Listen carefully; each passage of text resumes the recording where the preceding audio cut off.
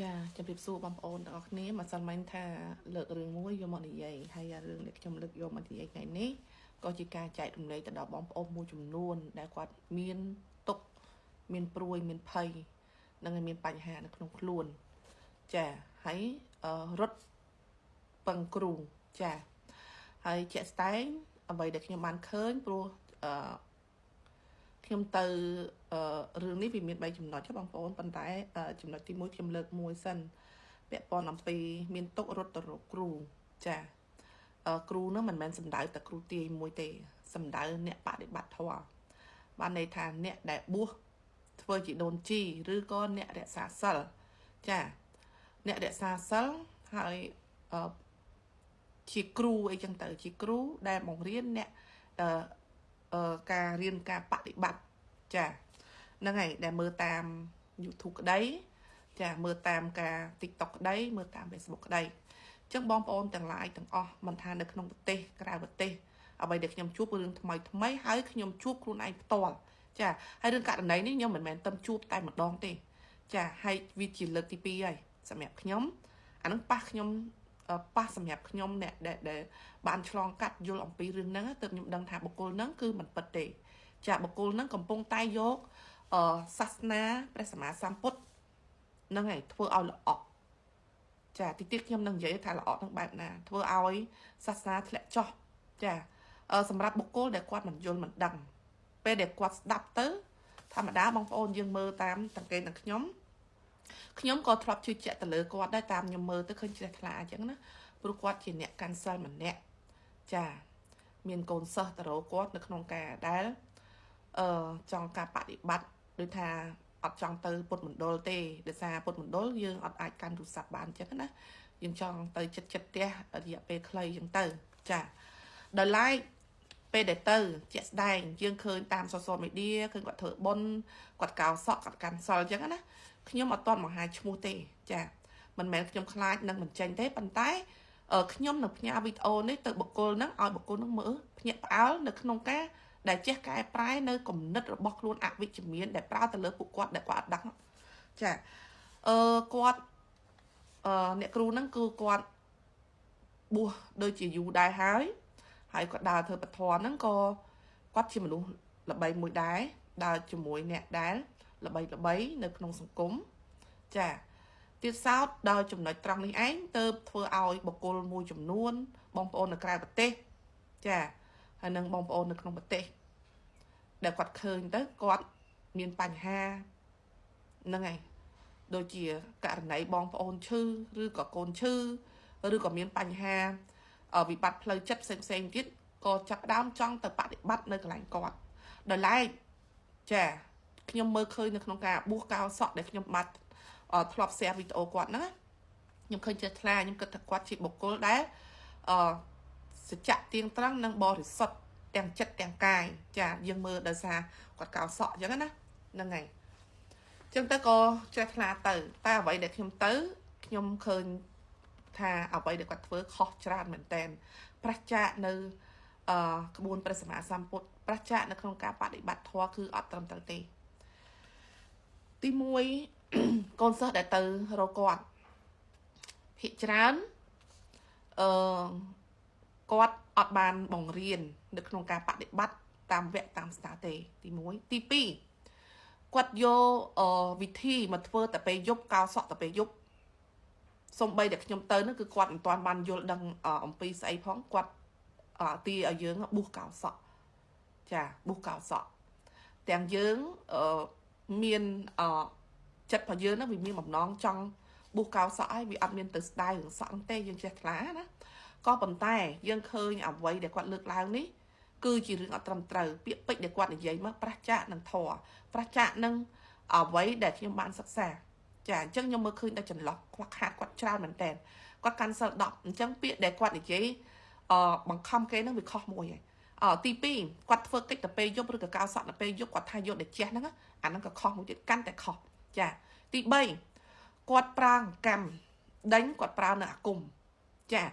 គាត់ថាញៀនខ្ញុំអត់អស់ចិត្តទេអញ្ចឹងគាត់ហៅញៀនខ្ញុំហ្នឹងយកមកនិយាយជាមួយខ្ញុំឲ្យខ្ញុំដឹងថាញៀនអត់អស់ចិត្តទេតតែខ្ញុំបានកោសក់បួស tớp nhiên nó chặt nó á quặn dày chả bẹ bón nó chụp nói trong này tớp nhầm đăng thá từ bốn nhầm ba ở quạt trồi chả quạt ba ở quạt trồi để quạt thẳng quạt đằng hai nhiên nhầm cho bàn dày chẳng á là ngày nhầm phượt đăng tắm bắt rương on đấy nhầm đăng hào vậy còn đây nhầm trong đăng thả quát tranh lập bạch bạp na tiết chả đầm bay nhầm trong đăng thả nẹ được nông nắng quạt rong cù bị mệt khạc chả mùi tiết bẹ bón chụp nói trong đăng hái cài móc quạt miệng đai cu quạt say được nè còn đấy nhầm mơ tới quạt chiêm mình nút đai prophet sả lạnh say được nè chụp nói đăng mùi tiết hay quạt bút cáo sọ được nè chả hai nhom nằngปรับ ទីតាំង hoặc គាត់ថាគាត់ជាអ្នកគ្រូនៅណានៅផ្លូវលេខ3នៅផ្លូវជាតិលេខ3ចាផ្លូវជាតិលេខ3បរិយភពថ្មីចាកំបូលមួយបរិយភពថ្មីមិនមែនកំបូលទេនៅបរិយភពថ្មីបរិយភពថ្មីនៅផ្លូវជាតិលេខ3ចាហើយមួយទៀតគាត់ហៅដៃគូគាត់ថា scan ខ្ញុំចាខ្ញុំថាខ្ញុំដំបូងខ្ញុំអង្គុយឆ្ងាយបងប្អូនដល់ពេលទៅខ្ញុំថាខ្លាចលោកគ្រូ scan អត់ដឹងអញ្ចឹងខ្ញុំខិតឲ្យចិត្តខ្ញុំដឹងតែគាត់ចង់ធ្វើអីហើយអញ្ចឹងគាត់ scan ខ្ញុំថាហ្នឹងហើយខ្ញុំមកអង្គុយចិត្តអ្នកគ្រូកុំខ្លាចអ្នកគ្រូ scan ខ្ញុំមិនឃើញចាខ្ញុំដឹងចេតនាគោលបំណងគាត់ណាហ្នឹងហើយគាត់ក៏ដេញកម្មទៅគាត់សូត្រអញ្ចឹងទៅគាត់សូត្រឲ្យយើងដឹងដែរព្រោះគេសូត្រអាគមគេសូត្រនៅក្នុងចិត្តចាអញ្ចឹងគេដេញកម្មទៅដើម្បីគេប្រើគេហៅថាគេហៅញៀនយើងចេញមកបងប្អូនត្រូវចាំណាគ្មានអ្នកណាហៅញៀនយើងចេញមកបានទេបើបុគ្គលនឹងប្រើថាហៅញៀនយើងមកចេញនិយាយជាមួយយើងបាននោះបុគ្គលនឹងប្រើពួកខ្មោចអាណាថាខ្មោចតែតោចិញ្ចឹមខ្មោចយកខ្មោចនឹងមកចូលព្រោះមនុស្សយើងមានខណ្ឌ5កាលណាហៅពលឹងយើងឬវិញ្ញាណរបស់យើងចេញទៅណាហ្នឹងហើយប្រៀបដូចជាយើងជាមនុស្សស្លាប់ហើយបងប្អូនយល់ចំណុចត្រង់ហ្នឹងហ៎ក៏ប៉ុន្តែសម្រាប់អ្នកដែលគាត់បានសិក្សាចំណុចត្រង់នេះគាត់ទៅជឿលើបុគ្គលអស់នឹងចាគាត់ជឿលើបុគ្គលអស់នឹងប៉ុន្តែសម្រាប់ខ្ញុំអ្នករៀនខ្ញុំឆ្លងកាត់ខ្ញុំដឹងថាមនុស្សយើងមានខណ្ឌ5សត្វមានខណ្ឌ5អញ្ចឹងมันអាចហៅពលឹងអ្នកណាមកចូលរូបកាយយើងបានទេលុះត្រាតែខ្មោចតែតល់ដែលមានតែខណ្ឌ4ទើបអាចមកចូលក្នុងខ្លួនយើងបានអញ្ចឹងគាត់ចិញ្ចឹមខ្មោចគាត់ហៅខ្មោចនោះមកចូលអ្នកនោះមកចូលអ្នកនេះពេលដែលខ្ញុំមិនបើកឲ្យចូលគឺឡងទៅគាត់វិញកាលណាឡងទៅគាត់វិញគាត់ធ្វើទុកដល់ពេលគាត់ធ្វើទុកគាត់រកដៃគូមួយទៀតឲ្យចូលជំនួសចាឲ្យខ្មោចនឹងចូលជំនួសទៅលើបុគ្គលមួយទៀតចាអញ្ចឹងទៅខ្ញុំបន្ថែមច្បាស់ឲ្យថាជាពលឹងវិញ្ញាណរបស់ខ្ញុំនៅពេលហ្នឹងខ្ញុំនិយាយបែបហ្នឹងបងប្អូនអញ្ចឹងទៅក៏កូននឹងថានឹងពលឹងដៃគូគេណាដៃគូគេកូនចៅគេហ្នឹងគេមានកូនចៅ2នាក់តែម្នាក់ទៀតប្រុសហ្នឹងរៀងស្រីធ្វើប្រុសប្រុសស្រីហ្នឹងគាត់ស្លូតបូនគាត់ដឹងទេគេឲ្យគាត់បួសមកជីវិតដើម្បីសំបនប៉ុន្តែបងប្អូនខ្ញុំចង់និយាយថាបើបនណាយើងធ្វើនៅកន្លែងខុសយើងវាអត់បានទេព្រោះគាត់ហ្នឹងអត់បានបញ្យល់សិក្សាក្នុងការរៀនសូត្រឲ្យបានក្បួនត្រឹមត្រូវទេខ្ញុំមើលឃើញថាវាខុសច្រើនអញ្ចឹងគាត់ហ្នឹងជឿដល់ពេលគាត់អត់មានសតិបញ្ញាក្នុងការគិតពិចារណាបានច្បាស់លាស់គេអួតថាគេអ្នកសម្រេចធម៌ហ្នឹងហើយគេមកត្រួតត្រងនៅសាសនាលើកនឹងព្រះពុទ្ធទី5ព្រះពុទ្ធស្រីនេះព្រះសិអាមេត្រីនេះដល់ពេលអញ្ចឹងគាត់សុខចិត្តនៅបំរើគេណាលាងចានលាងឆ្នាំងបួសកាន់សិល10អញ្ចឹងទៅហ្នឹងហើយបំរើគេវៃឆ្វេងស្ដាំអញ្ចឹងទៅអានេះហើយគឺជាហើយបុគ្គលនេះខ្ញុំប្រាប់បងប្អូនណាអ្នកដែលបួសឲ្យធ្វើអញ្ចឹងបាបខ្លាំងណានរកខ្លាំងណាហើយខ្ញុំទុកមុខឲ្យគាត់ខ្ញុំអត់និយាយទេខ្ញុំថាច្បាស់ហើយថាជាវិញ្ញាណពលឹងរបស់ខ្ញុំព្រោះធម្មតាបងប្អូនយើងមានខណ្ឌ5កាលណាដែលហៅវិញ្ញាណរបស់រឿងពលឹងរបស់យើងចេញមកក្រៅដើម្បីនិយាយហ្នឹងយើងស្លាប់បាត់ហើយអាហ្នឹងចឹងប៉ុន្តែគាត់ផ្លាត់គាត់គិតថាយើងជាបុគ្គលល្ងងដែលដូចជុំវិញតែអ្នកគាត់ទៅទាំងអស់ហ្នឹងហ្នឹងហើយចំណុចហ្នឹងតាមពិតគាត់ប្រើខ្មោចព្រាយហ្នឹងហើយខ្មោចព្រាយដែលមកចូលសន្ធិដ្ឋចឹងទៅឲ្យគេឃើញអញ្ចឹងទៅថាគាត់មានបុណ្យបារមីចេះបកែសម្រាប់ធម៌អីចឹងទៅអាហ្នឹងខុសហើយអត់ត្រូវទេហើយចំណុចនេះនឹងដើរមកជួបច្រើនមកហើយចាច្រើនមកហើយអ្នកដែលធ្វើបែបហ្នឹងចឹងមិនថាបងប្អូនមើលអីបងប្អូនកុំជឿតែអាទូរស័ព្ទហ្នឹងខ្ញុំច្រើននិយាយកុំជឿពេលបងប្អូនមកសិក្សាផ្ទាល់មកបងប្អូនដឹងថាមនុស្សវាអាក្រក់ប៉ុណ្ណាចាចំណុចនេះដែលខ្ញុំលើកឡើងទី1ពួកអីអស់នាទី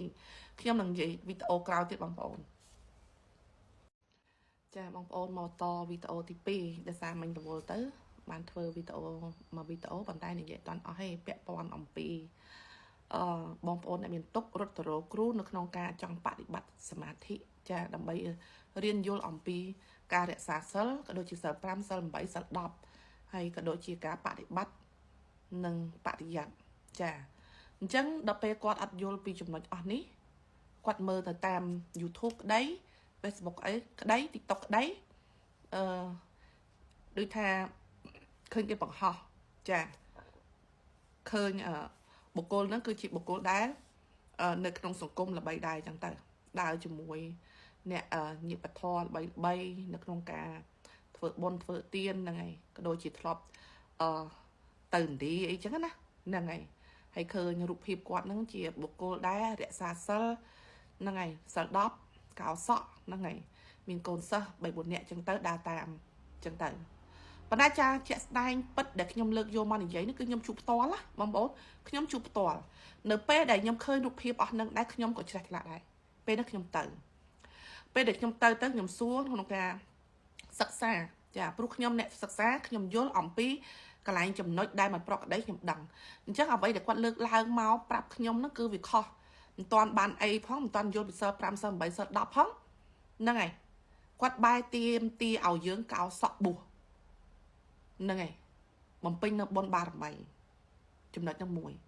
ចំណុចទី2គឺគាត់ធ្វើវិធីនៅពេលយប់ម៉ោង2ដណ្ដប់រហូតដល់ម៉ោង2ឬក៏ម៉ោង3រៀងរាល់យប់កោសក់អត់រើសពេលវេលាទេម៉ោងយប់ក៏កោបានដែរឲ្យតែយើងចង់កោឬក៏មិនចង់កោក៏គាត់ឲ្យយើងដូចថាអ្នកណាភិកច្រើនអ្នកដែលមកត្រូវតែកោសក់អញ្ចឹងណាតែมันបានរៀនពីច្បាប់នៅក្នុងការរក្សាសិលបែបណាសិល5មានប្រមាណសិល8មានប្រមាណយើងត្រូវធ្វើអីខ្លះសិល10មានប្រមាណហើយអត់ទាន់យល់អំពីអង្គសិលទៀតអត់ស្គាល់អត់ទាន់ពីការបដិបត្តិនៅក្នុងសិលទៀតហើយក្នុងការរៀនការសមាធិវិបស្សនានេះក៏អត់ទាន់មានមេរៀនណាមួយនៅក្នុងការប្រាប់យើងឲ្យច្បាស់លាស់ដែរប៉ុន្តែទាមទារតែកោសក់ចំណុចហ្នឹងចំណុចមួយទៀតគឺគាត់ប្រាំងកម្មនៅក្នុងការចម្រើននៅក្នុងហៅអង្គញៀនចេញមកនិយាយជាមួយនឹងយើងអញ្ចឹងទៅ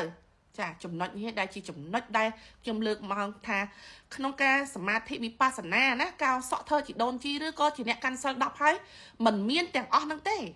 มันមានការធ្វើវិធីហ្នឹងខុសមួយបាទដែរខុសមួយទៀតគឺมันមានហៅអង្គញៀនណាមកនិយាយដោយអ្វីដូចជាអ្នកគ្រូលើកឡើងទេណាអ្នកគ្រូមើលវីដេអូនេះឲ្យសូមពិចារណាកែតម្រូវចំណុចកន្លែងនេះឡើងវិញហើយមួយទៀតកូនសិស្សដែលគេទៅហ្នឹងណាគ្នាពិបាកចិត្តគ្នាចង់រៀនចង់យល់ប៉ុន្តែអ្នកគ្រូអត់បានបង្រៀនគេនៅអ្វីដែលភាពបត់ចត់ដូចនៅក្នុងពុទ្ធមណ្ឌលដែលគេបង្រៀនទេអ្នកគ្រូប្រឆាំងនៅក្នុងចំនួននឹងច្រើននៅក្នុងអ្វីដែលខ្ញុំលើកឡើងមកច្រើនចានេះវីដេអូនេះខ្ញុំធ្វើចែករំលែកទៅដល់បងប្អូនទាំងអស់គ្នាមុននឹងជឿអ្វីមួយបើសិនជាបុគ្គលនឹងល្បីក៏ដោយបងប្អូនត្រូវមានសតិតាមដាននឹងការរិះគិតពិចារណាខ្ញុំច្រើនតែនិយាយរឿយណាអានេះប៉ះចំពោះខ្ញុំដែលខ្ញុំបានសិក្សាខ្ញុំរៀនយល់ខ្ញុំចែករំលែកខ្ញុំដោះខ្លួនចេញពីកន្លែងហ្នឹងហើយខ្ញុំចែករំលែកទៅដល់បងប្អូនអ្នកដែលគាត់មិនយល់មិនដឹងមិនបានសិក្សាប៉ុន្តែដល់ពេលអ្នកដែលគាត់មិនយល់មិនដឹងគាត់ចាញ់បោកទៅលើបុគ្គលអស់ហ្នឹងចាខាត់ពេលវេលាខាត់លុយព្រោះមួយអាទិត្យគេយកថ្លៃម្ហូបហ្នឹងមួយអាទិត្យ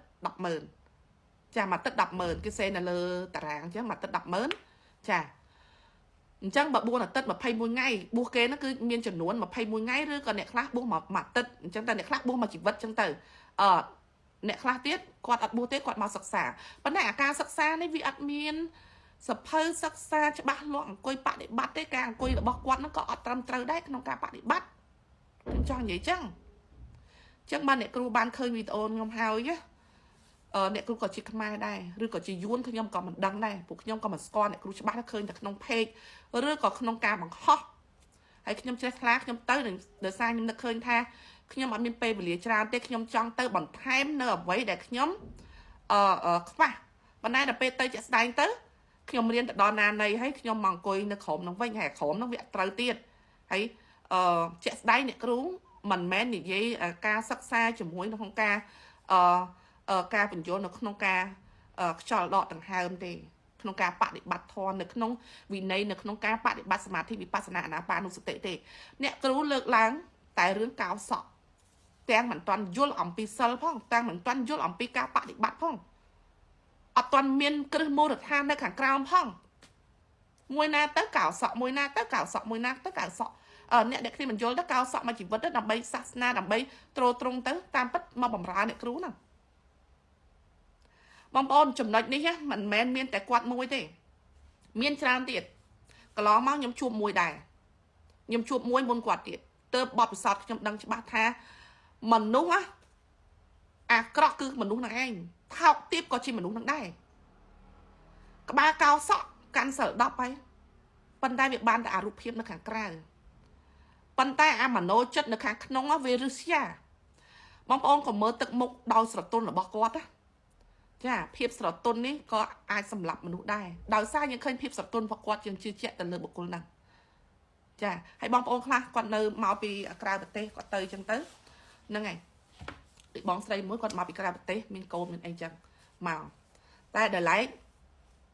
គាត់ជឿរយៈពេល2ឆ្នាំតែគាត់បានសិក្សារៀនទេរហូតគាត់មានអារម្មណ៍ចង់មកជួបគ្រូផ្ទាល់តែជាក់ស្ដែងគឺ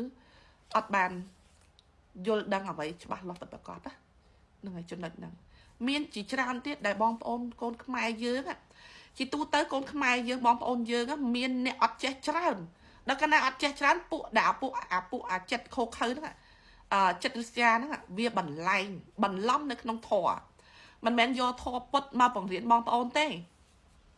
គឺយកធម៌ផ្លំធ្លាប់បន្លំហ្នឹងយកមកបង្រៀនបងប្អូនខ្ញុំចង់និយាយចឹងអញ្ចឹងវីដេអូនេះខ្ញុំចែករំលែកទៅដល់បងប្អូនសូមមេត្តាជឿអ្វីមួយជឿដោយមានបញ្ញា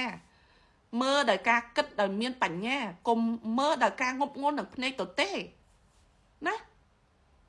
អ្នកខ្លះទៅជឿទៅលើហ្នឹងក៏យកមាសទៅមួយហ៊ុនពីរហ៊ុនអីចឹងទៅដើម្បីចូលនៅក្នុងបច្ច័យនៅក្នុងអីការបូជាព្រះហ្នឹងហើយបូជាព្រះឃើញទេម្នាក់តិចទៅហើយមនុស្សតើអត់មានគុណធម៌ប៉ុណ្ណឹងហើយបងប្អូនទោះបងប្អូនយកមាសឬក៏តើអីហ្នឹងវាអត់បាននេះទេវាអត់បានពិតប្រកបដោយអ្វីដែលបងប្អូនចង់ធ្វើបុណ្យដោយចំកន្លែងត្រូវទេបងប្អូនកំពុងតែធ្វើបុណ្យជាមួយមនុស្សខុសហើយអញ្ចឹងណាហ្នឹងហើយជាមួយមនុស្សខុសហើយចង់ទៅរៀនតែអត់បានការសិក្សារៀនទេដូចមានបងស្រីខ្លះគាត់ថាទៅ3ថ្ងៃ4ថ្ងៃអត់ឃើញគេបង្រៀនអីទេបានតែប្រាប់តែប៉ុណ្្នឹងអង្គុយតែប៉ុណ្្នឹងហ្នឹងហើយអត់ដឹងថាអាខ្យល់ហ្នឹងយ៉ាងម៉េចអាអង្គុយហ្នឹងយ៉ាងម៉េចអាហ្នឹងគេហៅអីអត់មានតែតតែសោះនេះចំណុចនេះតើអ្នកគ្រូបង្រៀនគេបែបណាអ្នកគ្រូផ្លូវផ្លូវជាតិលេខ3នៅភពថ្មីផ្លូវជាតិលេខ3ចាចឹងបងប្អូនស្គាល់ហើយខ្ញុំមិនដល់ធំដល់ពេលឃើញខ្មែររងទុកអញ្ចឹងចាញ់បោកមនុស្សអស់ហ្នឹងគ្រប់រូបភាពទាំងអស់សប្តាហ៍ថ្ងៃនេះថាមនុស្សធម្មតាទៅវាបោកគ្នាទៅវិញទៅមកនេះដល់ពេលលោកសង្ឃដូនជីយាយជីនេះអ្នកកាន់សិល8សិល10សិល5នេះវាបោកគ្នាដែរថាសិល5ទៅអាហ្នឹងវានៅក្នុងនៅក្នុងលោកីដែរចុះអាកាន់សិល10នេះណាពាក្យសច្ចៈបបពិតនៅតាណាអ្នកគ្រូខ្ញុំចង់បង្ហើយឈ្មោះអ្នកគ្រូតាសិតអីណាហៅអង្គញៀនខ្ញុំមកនិយាយនៅខាងក្រៅអ្នកគ្រូក៏ខ្លាំងសម្បើមម៉េះបើសិនជាហៅអង្គញៀនខ្ញុំចេញមកខាងក្រៅបានណាអ្នកគ្រូខ្ញុំបកាច់បាត់ហើយងាប់បាត់ហើយមនុស្សមានខណ្ឌ5សិតតអ្នកតាំងតួសិតតព្រះអតិទេពសិតតអីប្រម៉ែគ្រប់លក្ខពនាងគ្រប់លក្ខអស់ហ្នឹងហើយខ្ញុំអនិច្ចាណាបងប្អូនខ្ញុំនិយាយមកខ្ញុំអនិច្ចាណាខ្ញុំឃើញរូបភាពអស់ហ្នឹងខ្ញុំអនិច្ចាគ្រាន់តែត្រឹមបាយ3ពេលបងប្អូនមនុស្សយើងលែងមានគុណធម៌លែងមានសច្ចធម៌ហើយធ្វើអំពើថោកទាបគ្រប់រូបភាពមិនថាក្បាលតងោលក៏ដោយបើចិត្តហ្នឹងវាមិនថ្លាហើយចង់ឲ្យក្បាលតងោល10ដងទៀតក៏វានៅតែប៉ុណ្្នឹងដែរអញ្ចឹងមិនថាវាស្ថិតនៅលើចិត្តមិនមែនស្ថិតនៅលើកោតងោលទេអស់នីតិបងប្អូនខ្ញុំនឹងនិយាយរឿងផ្សេងទៀតដើម្បីចែករំលែកមកឲ្យបងប្អូនចាញ់បោកគេច្រើនពេកចាឃើញសិតតអ្នកអត់ក្រខ្សាត់ផងហ្នឹងចាអរគុណច្រើនបងប្អូនចាបងប្អូនខ្ញុំលើកតពីវីដេអូទី1ទី2 ចាតពីវីដេអូទី2ចឹងចូលអានេះវីដេអូទី3ចាតតិចដើម្បីឲ្យបងប្អូនបានយល់ទៀតហើយក៏មានអ្នកឆាតមកខ្ញុំច្រើនដែរចង់ដឹងមុខអ្នកគ្រូហ្នឹងចាចឹងខ្ញុំអាចផ្ញើនៅក្នុងឆាតឬក៏ Telegram ឬក៏តាម TikTok ផ្ទាល់បានចាអរគុណបងប្រុសបើយើងយល់ដល់វិបស្សនាបញ្ញាគ្មាននរណាបោកយើងបានទេខ្ញុំយល់ថាអ្នកគ្រូម្នាក់នឹងកំពុងបែកកម្មដ្ឋានហើយការបកស្រាយរបស់បងស្រីបានល្អចាអរគុណបងបើខ្ញុំមើលគាត់ទៅគាត់អត់ទាន់បាយទេបងគាត់ចេះប៉ុន្តែគាត់អត់បរៀនកូនសិស្សហ្នឹងបានន័យថាគាត់ផ្អឹបទុកចាគាត់មិនអត់ចេះទេគាត់ចេះប៉ុន្តែគាត់ផ្អឹបទុកចាផ្អឹបទុកជាផលប្រយោជន៍របស់គាត់ទី1ទី2គាត់ដើរហួសបានន័យថាគាត់ចង់បានអំណាចរិទ្ធប៉ុន្តែគាត់មិនមែនអំណាចរិទ្ធរបស់គាត់ហ្នឹងគឺវាមិនមែនបាននៅក្នុងការសាងបារមីទាំង30ឬក៏បារមីទាំង10ទេគឺគាត់យកអំណាចនៃខ្មោចអំណាចនៃអកុសលអំណាចនៃខ្មោចតែតោខ្មោចគ្រោះថ្នាក់ចរាចរណ៍ហ្នឹងយកពលឹងអស់ហ្នឹងមកចាប់ពលឹងអស់ហ្នឹងយកមកប្រើនៅក្នុងរូបភាពដែលបងប្អូនមួយចំនួនដែលគាត់ដឹងអញ្ចឹងយកទៅចាប់ទៅថាញាណរបស់យើងនេះចង់ដឹងពីញាណយើងចង់ដឹងពីជាតិកំណើតរបស់យើងអីហ្នឹងអាហ្នឹងវាខុសបាត់ហើយព្រោះជាតិកំណើតរបស់យើងមានតែបុគ្គលយើងដែលចូលនៅក្នុងការបដិបត្តិរៀនអំពីសិក្សាបរិយ័តនិងបប្រតិបត្តិរួមគ្នាពីរចូលដល់ថ្នាក់ជ្រៅទើបយើងអាចឃើញពីជាតិកំណើតតាមឧបនិស្ស័យបុណ្យរៀងខ្លួនចាមិនមែនបុគ្គលហ្នឹងមកមើលយើងឃើញដល់ថ្នាក់ហ្នឹងទេបើសិនជាបុគ្គលហ្នឹងមើលឃើញយើងដល់ថ្នាក់ហ្នឹងនោះបុគ្គលហ្នឹងសម្រេចនៅអភិញ្ញាទាំង6ចូលដល់ការត្រាស់ដឹងបានមគ្គបានផលហើយអញ្ចឹងគាត់និយាយកន្លែងហ្នឹងគាត់និយាយខុសគាត់អីដើររូបភាពមួយយកមក scan អ្នកនោះមក scan អ្នកនេះអ្នក scan អ្នកដែលទៅមើលអ្នកដែលទៅបប្រតិបត្តិធម៌នៅក្នុងនេះហ្នឹងគឺវាខុសបាត់ទៅហើយនៅក្នុងការបំពេញនៅបារមីទាំង10ឬក៏ទាំង30នៅក្នុងការដាក់ខ្លួននៅក្នុងការសមាធិវិបស្សនានេះនៅក្នុងសិលនេះគឺវាខុសបាត់ហើយវាប្រឆាចនៅអ្វីដែលពុទ្ធដីកាព្រះសម្មាសម្ពុទ្ធបាត់ហើយគាត់ដើរហួសផ្លូវបាត់ហើយដោយសារគាត់ចង់បានរិទ្ធអភិញ្ញាពេកអញ្ចឹងគាត់ធ្វើលំនាំហ្នឹងទៅបោកបញ្ឆោតកូនសិស្សគាត់ដែល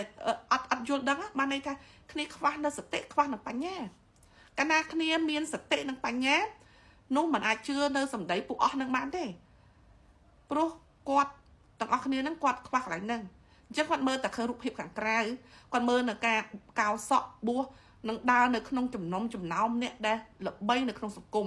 ចាអាហ្នឹងយកលំនាំព្រះអង្គមួយដែលបោកផ្លិតណាខ្ញុំមិនបាច់និយាយជុំបងប្អូនស្គាល់ហើយអាហ្នឹងសួរថាអំណាចអីគេមិនអំណាចបុណ្យបារមីដែលចេះនៅក្នុងការសាងនេះទេអ្នកដែលគេសិក្សាអំពីការបដិបត្តិនៅក្នុងការត្រូវខ្ញុំនិយាយចំពោះចំណុចត្រូវណានៅក្នុងការបដិបត្តិនៅក្នុងចំណុចត្រូវនៅក្នុងការរៀនសិក្សាអំពីមានទាំងបដិបត្តិនិងបរិយ័តរហូតដល់ចំណុចខ្ពស់មែនតែនដល់បរិយ័តបរិវេទតែបរិវេទគឺខ្ញុំអត់យល់ទេព្រោះខ្ញុំអត់អាចបកស្រាយបានទេដោយសារខ្ញុំអត់បានចូលដល់ចំណុចហ្នឹងទេព្រោះបរិវេទនេះគឺជ្រៅចាជ្រៅអញ្ចឹងខ្ញុំអត់និយាយទេព្រោះខ្ញុំអត់ដឹងអត់បានចូលដល់ចំណុចហ្នឹងប៉ុន្តែខ្ញុំដឹងថាជ្រៅនៅក្នុងវគ្គហ្នឹងគឺបានន័យថា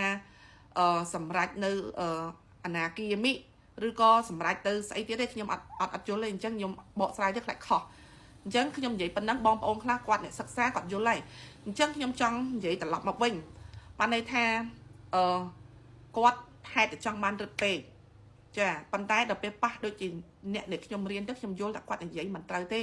កាលណាដែលយកលើកវិធីមកធ្វើនេះក៏ខុសហើយការកោសក់ដល់ពេលយកក៏ខុសណាការយកវិញ្ញាណយកមកនិយាយជាមួយបានក៏វាខុសបាត់ហើយវាខុសប្រឆាចទាំងអស់នៅក្នុងផ្លូវនៅក្នុងការសមាធិវិបស្សនាបាត់ហើយវាអត់ត្រូវក្នុងផ្លូវនៅក្នុងការដើរនៅក្នុងការបដិបត្តិទេចាវាប្រឆាចចេញអំពីការបដិបត្តិបាត់ហើយអញ្ចឹងចំណុចនេះហើយអ្នកគ្រូ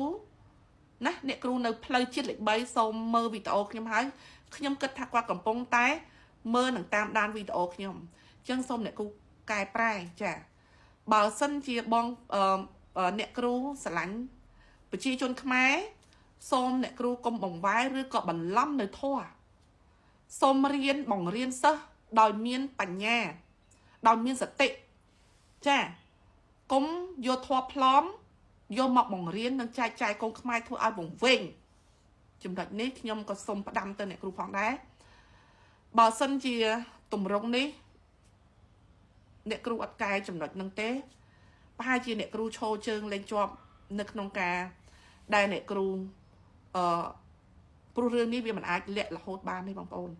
ប៉ះគេអ្នកអត់ចេះយើងចេះកុហកគេបានរហូតទៅមិនចឹងហ៎តែដល់ពេលប៉ះគេអ្នកចេះអ្នកគ្រូអត់អាចកុហកគេជារៀងរហូតបានទេអាទង្វើហ្នឹងចាអាសេចក្តីអាក្រក់ផងអ្នកគ្រូយកសិល10មកបាំងមុខយកកោសក់មកបាំងមុខនេះខូចដល់សាសនាអស់ហើយចាហើយខ្ញុំអត់ខ្លាចនឹងនិយាយណាអ្នកគ្រូខ្ញុំចង់ប្រាប់អញ្ចឹងខ្ញុំអត់ខ្លាចនឹងនិយាយទេព្រោះអ្នកគ្រូកំពុងតែបំពេញនៅសាសនាចាទី1ខ្ញុំវីដេអូក្រោយខ្ញុំនឹងលើកអូនស្រីមួយយកមកនិយាយហើយចំណុចច្រើនទៀតយកមកនិយាយឲ្យតែអ្នកធ្វើខុសនៅក្នុងនៅសាសនាខ្ញុំជាប្រជាពលរដ្ឋខ្ញុំមានសិទ្ធិនៅក្នុងការរិះគន់នៅក្នុងការស្ថាបនាទី1ទី2បងប្អូនណាដែលនិយាយពាក់ព័ន្ធអំពីប្រវត្តិសាស្ត្រខ្មែរដោយមានការរវើរវាយមិនត្រូវខ្ញុំមានសិទ្ធិរិះគន់ក្នុងនៃស្ថាបនាដូចគ្នាព្រោះអីការពារកុំឲ្យពេលនិយាយវីដេអូខុសធ្វើឲ្យដូចការចែកចាយទៅលើបុគ្គលដែលគ្នាមិនយល់ដឹងធ្វើឲ្យវប្បធម៌មួយនេះពោពេញទៅដោយមនុស្សល្ងងចាយូរទៅយើងបាត់ទឹកបាត់ដីដោយអត់ដឹងមូលហេតុហើយអត់ស្គាល់ដូនតារបស់ខ្លួនឯងច្បាស់លាស់នៅចំណុចនេះខ្ញុំភ្ជាប់ជាមួយចំណុចដែលខ្ញុំនិយាយមកមិញមួយទៀតផងមិញថាលើកឡើងនិយាយចំពោះតែអ្នកគ្រូមួយហ្នឹងដែរដែលគាត់បង្រៀនការបដិបត្តិខុសចាប៉ុន្តែអានេះខ្ញុំភ្ជាប់ជាមួយពាក់ព័ន្ធនឹងដូនតាដែលបងប្អូនខ្លះកំពុងតែវង្វេងនឹងតួអង្គថាប្រនាងគ្រប់លក្ខនៅមានច្រើនទៀតដែលខ្ញុំលើកឡើងវីដេអូក្រោយអញ្ចឹងខ្ញុំសូមអរគុណបងប្អូនអរគ្នាបងប្អូនដែលមានចំណេះតាមដាននឹងវីដេអូខ្ញុំក៏ដូចជាមានការខមមិននៅក្នុងការអ្វីដែលខ្ញុំនិយាយទៅបងប្អូនបើសិនជាខុសលឹះលួសនៅចំណុចពាក្យណាដែលនិយាយទៅជួនកាលទៅវាមានចំណុចខុសខ្លះដែរมันជាត្រូវទាំងអស់ទេចាប៉ុន្តែសូមបងប្អូនស្ដាប់ហើយពិចារណាដោយមានបញ្ញាដោយមានសតិចាបើសិនជាខ្ញុំខុសកន្លែងណាបងប្អូនអាចកែតម្រូវខ្ញុំបានក្នុងនាមខ្ញុំជាខ្មែរដូចគ្នាក្នុងនាមការដែលស្រឡាញ់ពុទ្ធសាសនាក្តីប្រមាណសាសនាអីសាសនាដូនតាក្តីគឺខ្ញុំគោរពដោយសារយើងត្រូវមានទាំងពីរកាលណាដែលយើងមានតែមួយច្រើនចោលតែមួយចុះដូនតាយើងដែលខំកសាងប្រាសាទអង្គរមកដល់សប្តាហ៍ថ្ងៃនេះចារៀបអាពាហ៍ពិពាហ៍មានក្រុងវេលាក្រុងអីតើបងប្អូនយុទ្ធនាក្បាច់គុណបុរាណខ្មែរអក្សរសាស្ត្រខ្មែរតើបងប្អូនយុទ្ធនាបើគ្មានបងប្អូនត្រូវចាំថាបើគ្មានអក្សរសាស្ត្របងប្អូនអ្នកបដិបត្តិធម៌បដិបត្តិក្តីបរិយ័តក្តីបរិវេទក្តីបងប្អូនអាចរៀនបានទេដូនតាយើងរកឃើញនៅអក្សរសាស្ត្របង្កើតនៅអក្សរសាស្ត្រអញ្ចឹងបើបងប្អូនណាបុគ្គលមួយណាដែលច្រានដូនតាចោលបុគ្គលនោះខុសហើយបុគ្គលនោះកំពុងតែវាយម៉ែឲ្យខ្លួនឯងហើយចាហើយបងប្អូនខ្លះបងប្អូនខ្លះសូមយកការសិក្សាច្បាស់លាស់និយាយនៅក្នុងការពាក់ព័ន្ធអំពីប្រវត្តិដូនតា